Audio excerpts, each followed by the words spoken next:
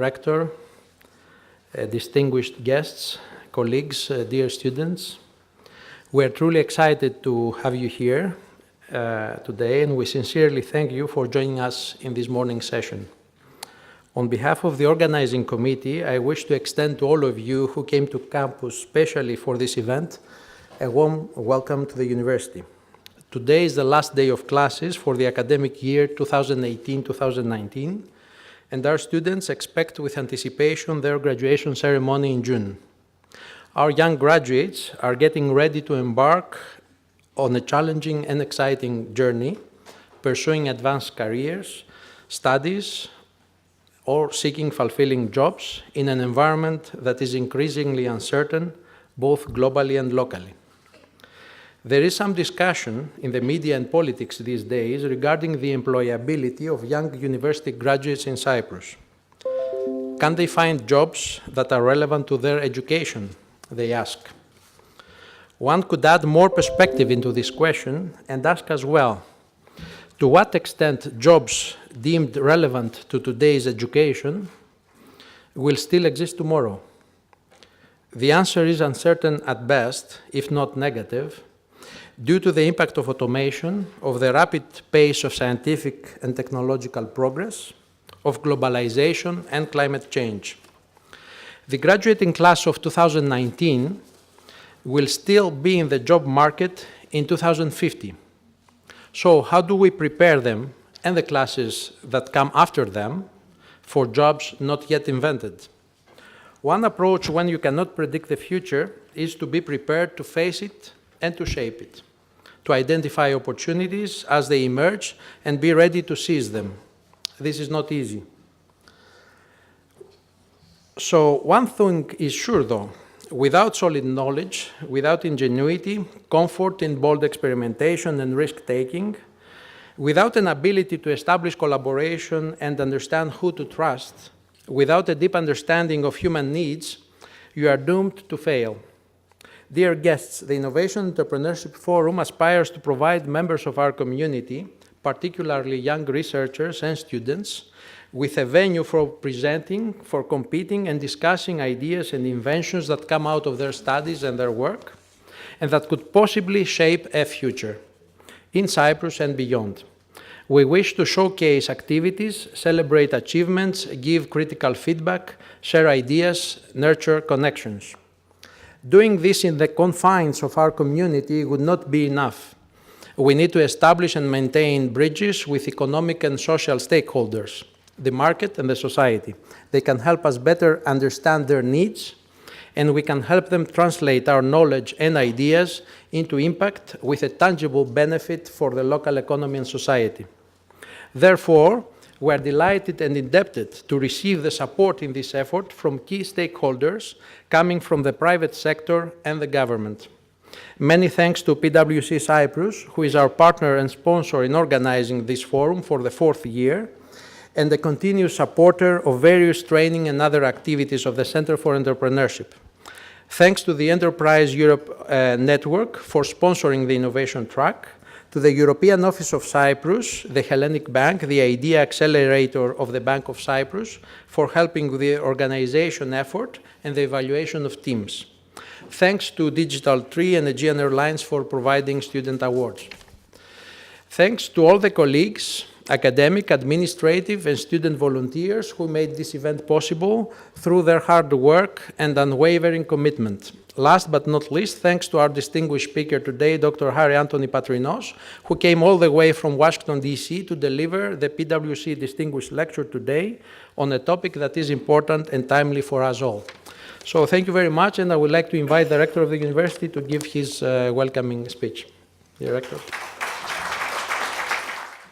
Dear colleagues and students, distinguished guests, it is a pleasure to welcome you to the 2019 Fourth Innovation and Entrepreneurship Forum, 2019, the Fourth Industrial Revolution, Technology and Society, organized by the Center of Entrepreneurship of the University of Cyprus, with the support of PwC Cyprus and in cooperation with the following research centers and organizations: the GEOS Research and Innovation Center of Excellence, RISE, Research Center on Interactive Media, Smart Systems and Emerging Technologies. FOSS, Research Center for Sustainable Energy. NIREA's International Water Research Center, Oceanography Center, Emphasis Research Center, Enterprise Europe Network, European Office of Cyprus. Well, the fourth forum will highlight research results with a potential for market exploitation and or societal impact and celebrate entrepreneurship success by honoring individuals or teams, members of the University of Cyprus, extended community that demonstrate success in innovative entrepreneurship in Cyprus and abroad. It is expected to bring together multidisciplinary knowledge from researchers, professionals, industry, and business leaders, and successful entrepreneurs seeking for potential research, economic, and technological synergies. The fourth Forum Innovation track will point out research results and ideas with a strong market or societal potential impact that can be materialized through new novel products, processes, or services delivered by new or existing ventures, private or public organizations, governmental institutions, or non-governmental initiatives. The Innovation Track exhibition is divided in the following sectors: smart infrastructure, health sciences, energy and clean technology and IT, communications and devices. Moreover, in this year's forum, we are turning the spotlight also to the student community by accommodating the second Student Innovators Competition, where teams and individuals present early-stage innovative business ideas developed through various university courses in innovation entrepreneurship. For the Student Innovators Competition, 23 applications were submitted by teams and individuals, of which 10 are invited to present their ideas to the final competition day after the PwC Distinguished Lecture, The Future of Automation and Its Implications for Educational Systems, by our prominent invited speaker, Mr. Anthony Patrinos. This year, we are also hosting the Business Pitch Session, an experimental session aspiring to stimulate collaborations, effectively link the research community with the business world, and encourage the resolution and study of real-world problems by researchers, research teams, and students of the University of Cyprus. I would like to extend our gratitude to the main sponsor, contributor, and strategic partner of the Center and the University of Cyprus, PwC Cyprus. Innovation and entrepreneurship are key priorities of the University of Cyprus and at the same time prime movers of achieving economic growth. The development of innovative research and entrepreneurial activity based on technology and innovation will contribute significantly to the creation of new jobs and new ideas for economic sustainable growth, enhancing the competitiveness of the Cypriot economy. Thank you for joining the University of Cyprus at the 2019 Innovation and Entrepreneurship Forum. We hope you find this event beneficial, stimulating, and productive. Thank you very much.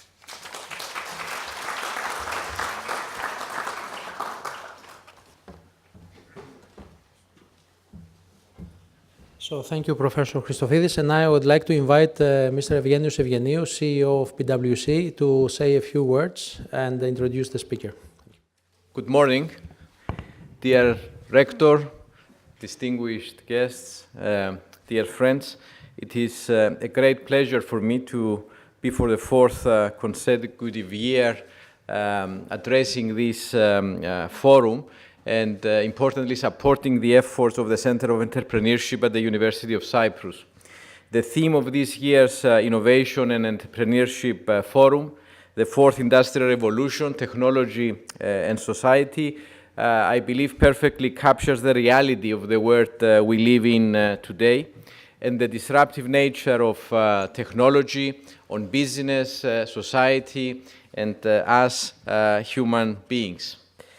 At PwC, acknowledging the importance of fostering an entrepreneurial culture, supporting and strengthening the ecosystem that will help our country create new sectors in the economy. We have formed over the last few years strategic alliances and collaborations with institutions, organizations, and business partners. And building on the long-standing excellent cooperation that we've had and we still have with the University of Cyprus, we became strategic partners with the Center for Entrepreneurship at the university. And we strongly believe that bringing together the academic work with the business work to address important problems and to leverage the academic knowledge and research through commercialization to create new economic activities and jobs is of primary importance for our country going forward. The participation of a number of distinguished research centers mentioned by the rector earlier in this forum demonstrates the momentum that this initiative has gathered over the years. And we truly believe that by working together we can really make a difference. According to PwC analysis, artificial intelligence, robotic automation, and other forms of smart systems have the potential of contributing to global GDP up to the year 2030, $15 trillion US. That's a huge amount.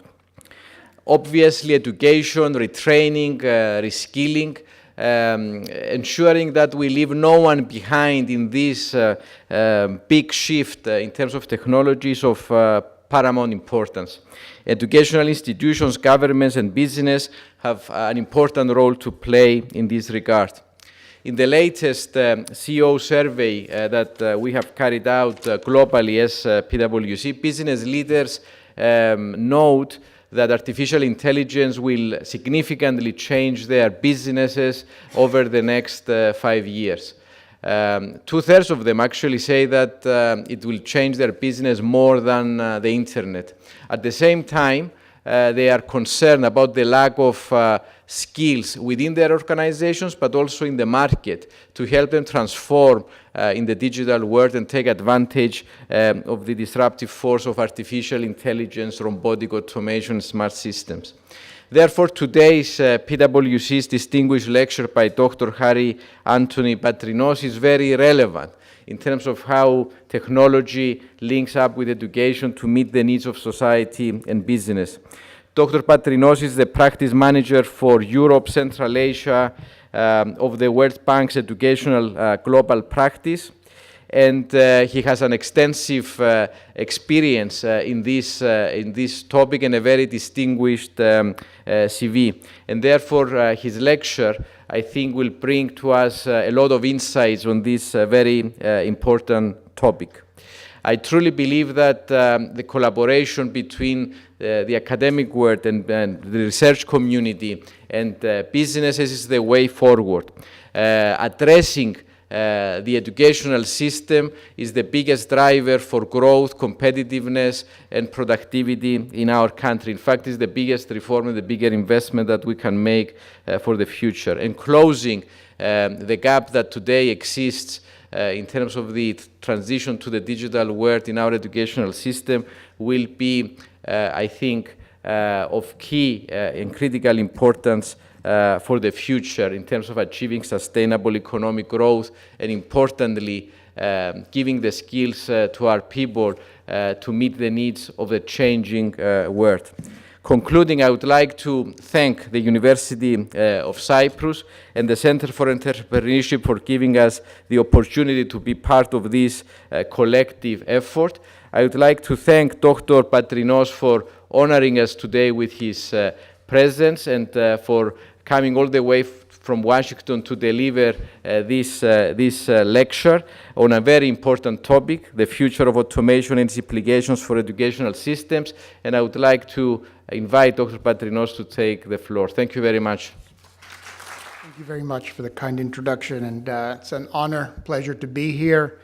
I'm Harry Patrinos, Manager at Education for Europe, Central Asia at the World Bank, and I'm also an economist.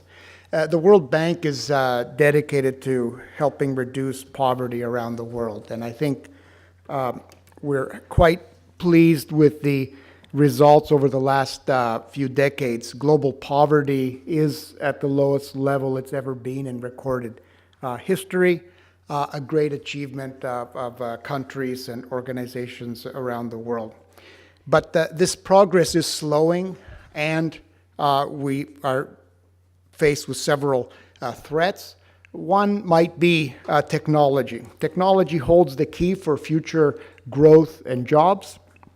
Technology is also changing very much the nature of work and what's expected of students and workers, companies, governments around the world. And with this opportunity that technology brings, there's also a threat that some economists have called the race between education and technology, and a topic that I'd like to discuss today. Education systems, I will conclude, are not yet providing people with the skills that are deemed necessary for the future world of work. The growing mismatch that we're seeing in countries around the world is affecting growth, it's affecting job creation. At the same time, we're seeing the growing premium, meaning the earnings that are given to people with skills, has actually increased around the world. At the same time, many people will face deskilling in their jobs and a demand for new skills, and as was already discussed, in a very unknown quantity and factor. So all this is changing what is being demanded of education systems around the world.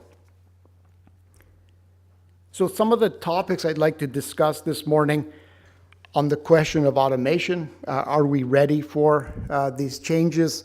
How can we better prepare? And what can policymakers do?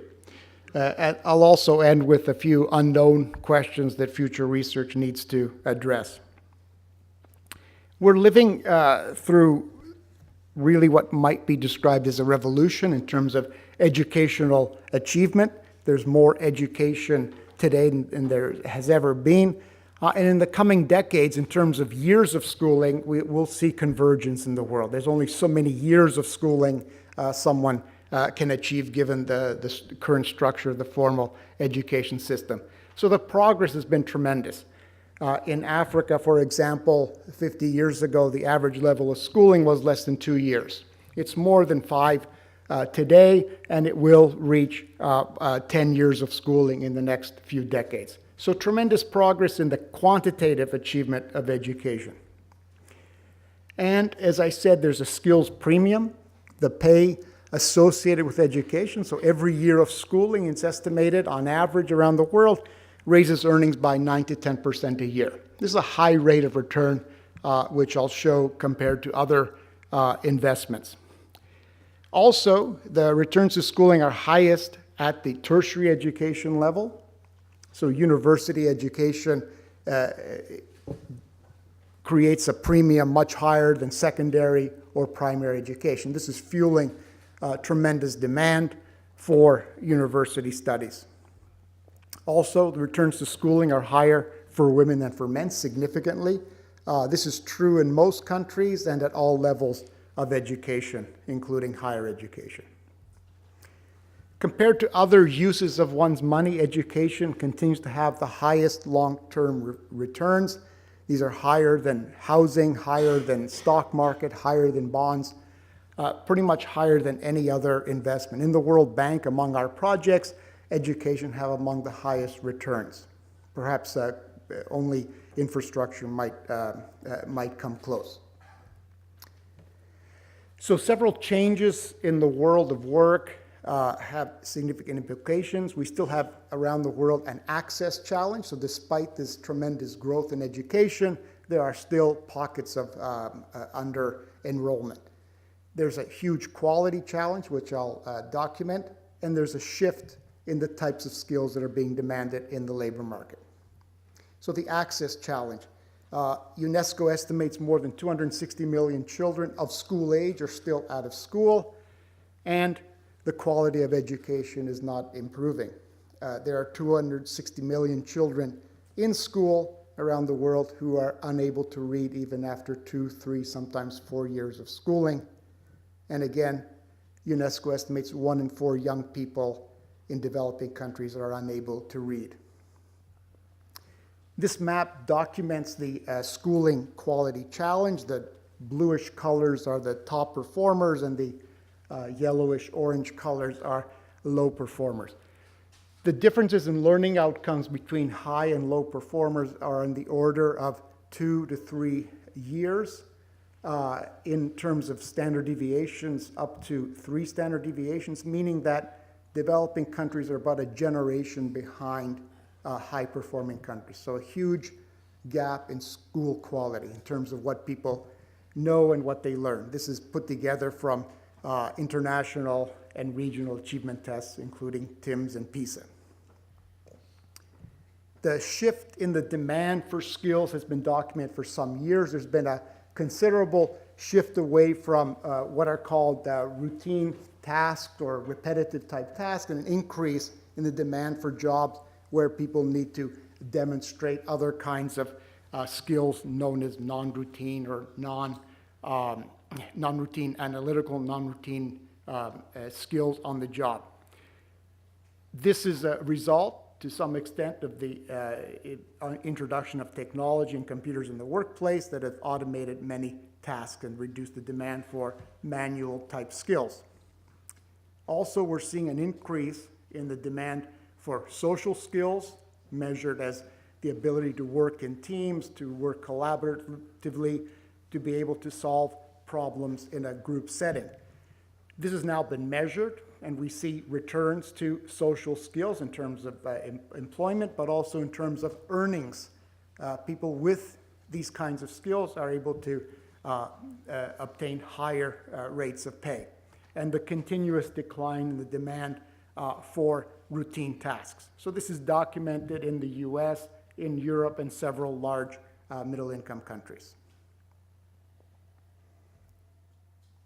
So automation is coming. This presents a significant challenge in the world of work and the school systems, and puts a lot of emphasis on the need to skill and reskill.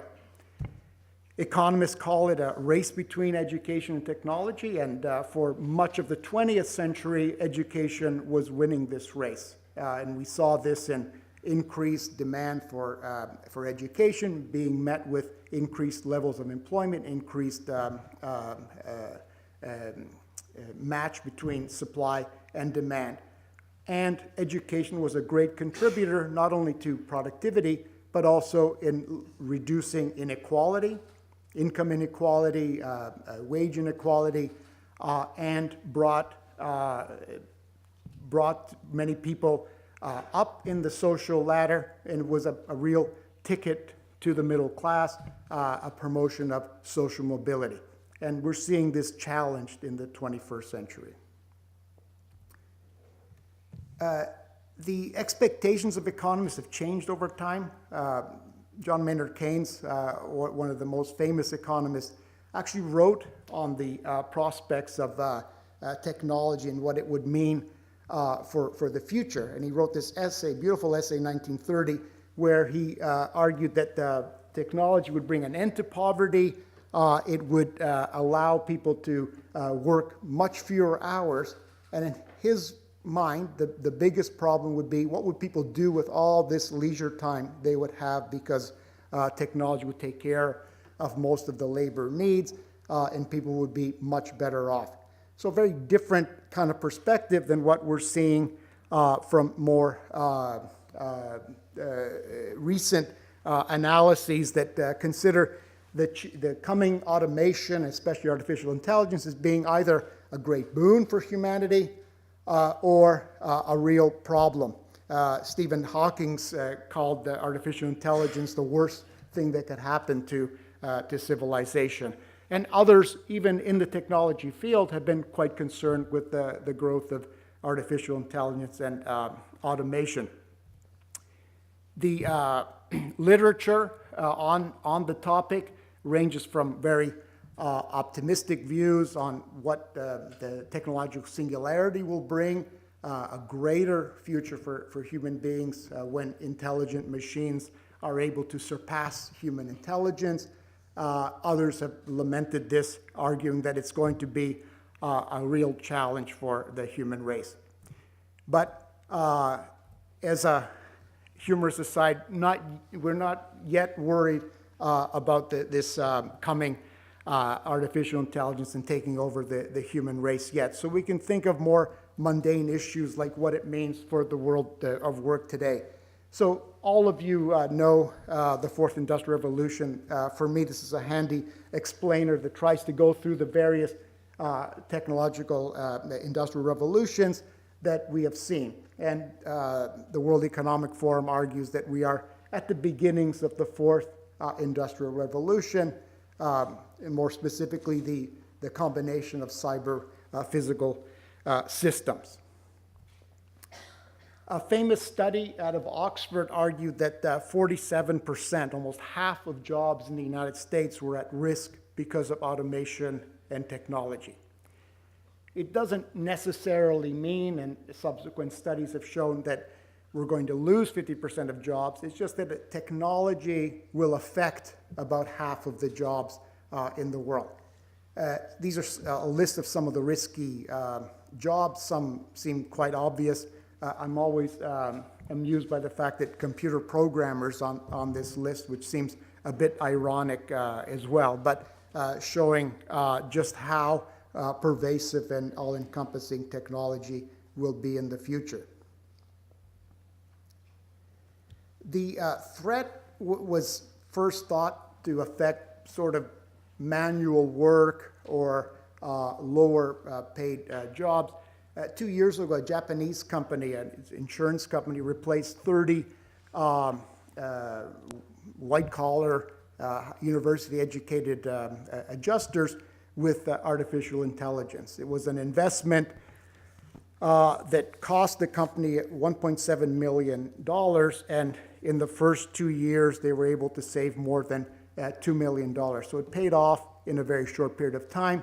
Those 30 workers that were laid off are being paid salaries for the rest of their lives. So very profitable investment for the company, but a huge implication, I think, for the future world of work and what artificial intelligence might mean.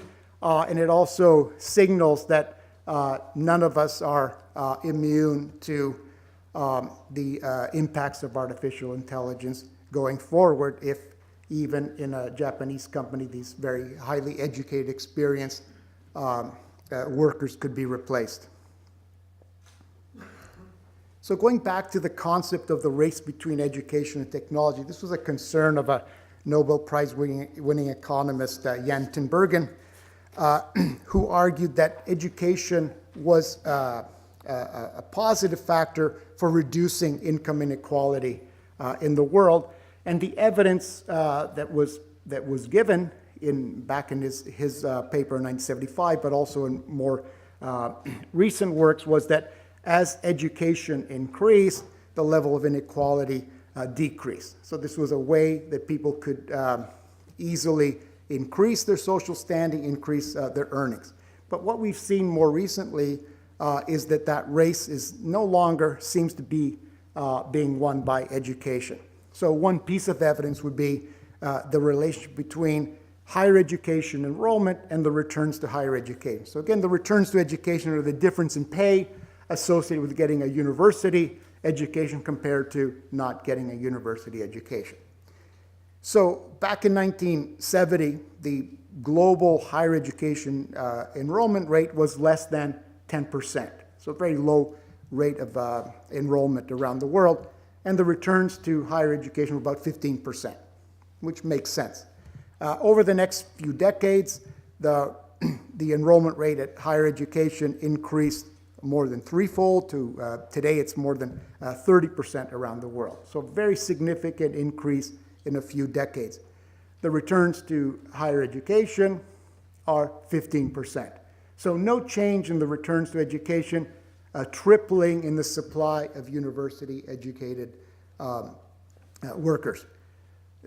This should have reduced the pay as the supply of university-educated entered the labor market. We should have seen, all things being equal, of course, we should have seen a reduction in the price of university graduates. So the salaries compared to lower levels should have decreased, but they did not. And this signals two things. The most important, maybe the third and most important, would be that income inequality as a result of educational expansion is actually increasing rather than decreasing. So not what we hoped for. So two implications. One is that the demand for higher education has increased much, the demand has increased much faster than the supply of higher education. Some of that could be true. Technology certainly puts a premium on skills, and this could explain some of this. The other possibility is that the quality or type or relevance of higher education is not kept up with the demand, so that you're producing more university graduates, but they do not have the quality or what employers seem to be demanding, and that is giving a premium to some university graduates, not to others. So both of those factors could be true. It's certainly true that income inequality is not decreasing as a result of education, and that higher education expansion is actually contributing to growing wage inequality. So the other question I wanted to address was who's at most risk of automation? Not necessarily who's going to lose jobs, but who's more likely to be in one of those occupations that's associated with tasks that are more repetitive, more systematized, easier to automate, and who will be most likely to be affected by this kind of technology. Well, the good news for those of us with higher levels of education is that those workers with academic post-secondary education, university education included, are much less likely to be in an occupation-prone, automation-prone occupation. So more automation-safe you are, the higher the level of education, whereas those with much lower levels of education are much more likely to be in one of those tasks that will be automated. Minority people are in university education, so a large proportion will likely be affected by automation around the world. In terms of the quality of education, the effect is even greater. So the higher your cognitive skills are, the much less likely will you be in an occupation that will be automated. So tests like PISA, which have been applied to workers in household surveys, this is the evidence that we're using to show that the higher your score on these cognitive tests, the less likely are you to be in an occupation that would be affected by automation. Not to say you'll be safe, but it's much better bet. The more education you have, the higher your cognitive skills are. And from evidence from the United States suggests also that the non-cognitive skills are also extremely important and growing in importance. The challenge is that around the world, very few people are achieving these high levels of achievement. In the low-income countries, the most left part of the chart, there are very few, very few that take these kinds of tests, but also among the countries, lower-income countries that take these tests, very few are achieving these high levels of achievement as measured by PISA or TIMSS. Much higher levels of achievement in higher-income countries, so again, growing inequality, this time between high and low-income countries as a result of the technological revolution. The other counterintuitive finding is that vocational skills, because they de-emphasize cognitive skills, will also contribute to people being in occupations that are more likely to be automated. So vocational education, preparing people for the world of work of today, might be very good at getting a job immediately, not as good as predicting your likelihood of being in a job as automation and artificial intelligence takes hold in the workplace. So a worrying trend, because for many education systems, the vocational system is seen as a way of preventing unemployment and creating skills that are needed. But vocational education can only produce skills for jobs that exist. And to the extent to which it de-emphasizes cognitive skills, puts those graduates at risk going forward. So the implications for education systems, three big ones, I would argue. One is increasing educational attainment, because we still have gaps in many countries, especially in the developing world. And further expansion of education systems is very expensive, because who is out of school today are mostly people in fragile, conflict-affected countries, remote areas, rural areas, linguistic and other minorities. So more expensive to reach populations. But we know how to do educational expansion. This will happen. The second challenge is more difficult. That's improving cognitive skills, and I'll talk a bit more about that topic. But the challenge for education systems is the learning challenge. There's globally a learning crisis. We're seeing increasing gaps between those countries with high-performing systems and those in lower-performing systems. So it will be a real challenge for education systems to increase cognitive skills in the classrooms, and this presents a double challenge for many developing countries that still have an access challenge. But the most important and challenging factor will be how to improve non-cognitive skills. We know much less about how to do this in the classroom, and even when we do know how to do it, it's difficult to implement around the world. So non-cognitive skills need to be introduced, and we'll talk a bit about that going forward. So what can we do?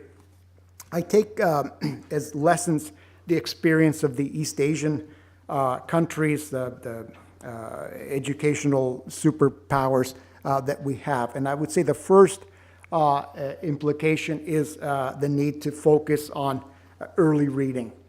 This is a particular challenge in developing and low-income countries, but I would say it's a challenge in most countries where there is some kind of reading gap. We're hearing evidence about the deterioration of reading and writing skills in even OECD countries recently. So focusing on early reading, focusing on reading throughout the early education system is an important factor. And many of the high performers did this very early. So second implication is to get the basics right first. This is from the Education Finance Commission report, and it documents Korea's educational path. So post-war Korea focused on basic education. So all public spending on education was focused on primary schools, building schools, getting teachers into schools, and improving early literacy. And they left the subsequent education levels for later periods. So they first focused on basic education, primary, then secondary, then tertiary, with public funds. Of course, they made it easy for the private sector to invest in higher levels. The Commission calls this progressive universalism, and it's one of the lessons of the high-performing East Asian countries. Similar pattern was followed earlier in Japan. Similar pattern was followed later in Vietnam. Third implication, I would argue, is we need to learn from the best education systems. This is our ranking of the top education systems based on our compilation, harmonization of learning scores from the various international assessments. These are the top 10 performers. At the very top is Singapore. But if you look at this list, it's all East Asia and Europe, and one Central Asian country. If you look at the top 5, 6 countries, they share one characteristic in common, and that is the quality of their teaching profession. In these countries, only the best graduates, the best students can get into teaching colleges. Only the best teaching college graduates can get jobs in the teaching profession, and teachers are supported throughout their careers with professional development, appropriate pay, and other supports. Also, these top-performing systems are very data-driven, using evidence and information to drive reforms and constantly change the system to adapt to new demands. These systems also target resources, so the poorest students, poorest performers are supported more, so that spending is actually skewed towards those with greatest needs. Also, top-performing countries, especially in East Asia, are countries where implementation of policies is very, very good, meaning many countries have good policies on paper. East Asian countries are very good at implementing those policies. The other implication, I would argue, is the need to invest in relevant skills. So in addition to getting children in school, ensuring completion, improving cognitive skills, non-cognitive and other types of skills need to be developed. These include problem-solving skills, learning skills. In the future, people will have to continuously learn on the job and through other kinds of means, communication skills, personal management skills, social skills. It's been argued for many years that these are sometimes called different things. These have been argued as being important for many decades. More recently, we actually have evidence in studies that try to measure these and then look at their outcomes in terms of improvements in cognitive skills as well. High correlation between non-cognitive and cognitive skills. The earlier you build the cognitive and non-cognitive skills, the much better.